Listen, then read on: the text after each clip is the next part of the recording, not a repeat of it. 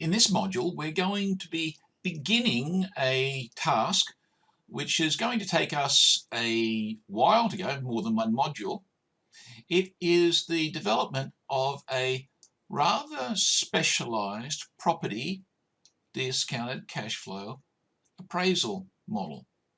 This really extends what you've done in previous finance work, for previous subjects or units, by developing a model which is very practical, rather comprehensive and appropriate for a single tenanted property, and you'll be able to use it to analyze almost any level of property, certainly single tenanted properties, in your professional lives, in your personal lives, whatever.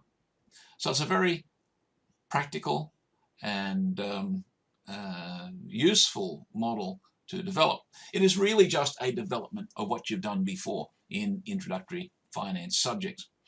Okay, as you go through this, it's going to be based on developing a model that's done on a self-correcting template. So that means that you can see things going right at your own pace by getting the yellow highlights to go away.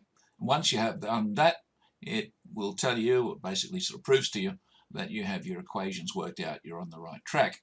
So it's a search and destroy the yellow highlight exercise. And it's supported by video demos and so on. So that should be fairly straightforward. You need to download a template to work with, and you'll find that on the template page here, and really just go through the resources in that template. The template includes a static worked example. By static worked example, I mean it simply has the numbers there. It doesn't have the equations. But if you put in the data from the static examples into the model that you build, you should see the same answers, the same total model appearing.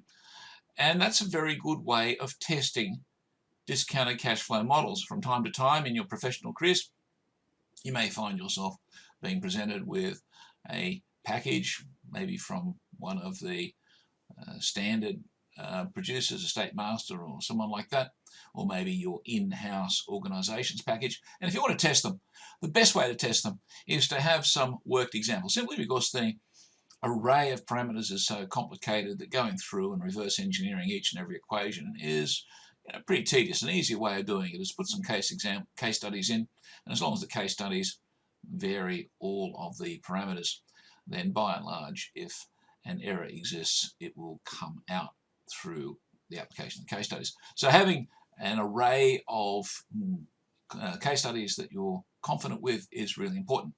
The other thing that I'd recommend to you very, very strongly is to test or check your models as you build them using your financial calculator. This is not to say that I expect people to sit down on a large sheet of paper and go through all of the calculations with a financial calculator. That is fairly tedious. However, as you're building it, to check with your financial calculator is excellent experience with getting up to speed with your financial calculator. So that's one benefit.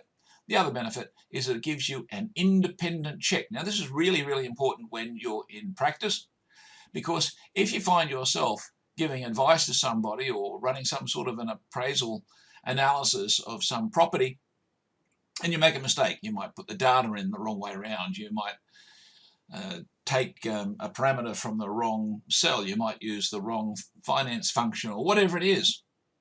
Okay, and we all make mistakes. If you're using it for a real property, for a real paying client who is putting their money up because of your advice, and you get it wrong, there's no point coming along and saying, oh, it was only a little mistake, I put 32 million instead of 23 million. Yeah, that might have happened, and it is only a small mistake, but that small mistake might cost somebody a huge amount of money and might even run them broke, and they're likely to get very cross and send their lawyers after you, and that wouldn't be very nice to find yourself bankrupted and humiliated in the profession. So don't do it. Make sure you check everything before you go. Okay, work through the exercise. Check it with your financial calculators, because that gives you at least 2 benefits. And perhaps some of you may want to even start applying it to properties that you're familiar with, the family home, or maybe a house that you own, or an investment property, or what have you. I have had now a number of students, after they've finished this exercise and built themselves a nice little model, especially the old ones who may already have an investment property. I had one student come along and say, as a result of doing the analysis, they decided to reduce their portfolio because they could see that they were overgeared, it wasn't working, and so on. And so there are very practical and useful conclusions you take from it. This exercise also gives you the confidence to know how the advanced cash flow analysis of complex properties work, because even though we're going to be applying this to a single tenanted property, which is very simple, and in the industry, typically that's not done, certainly not for residential investment properties. Why is it not done? Partly because it's too hard. A lot of people aren't up to it. Often it actually takes the shine off when people start to go through some reflection on all of the estimates that are involved, and they discover that whereas they might have an investment property or 2 or 3 or 10, because somebody told them that you'll always make money if you borrow money and invest in property, and suddenly they discover that in the world of the way it is today, that's not really the case once you put in sober estimates of where the world is going. And so that's something in front of you, extraordinarily powerful. It doesn't mean it gives you the right answer. It's not a crystal ball. But on the basis of the best information that you have, it is the best way of appraising a property investment because it's the most thorough.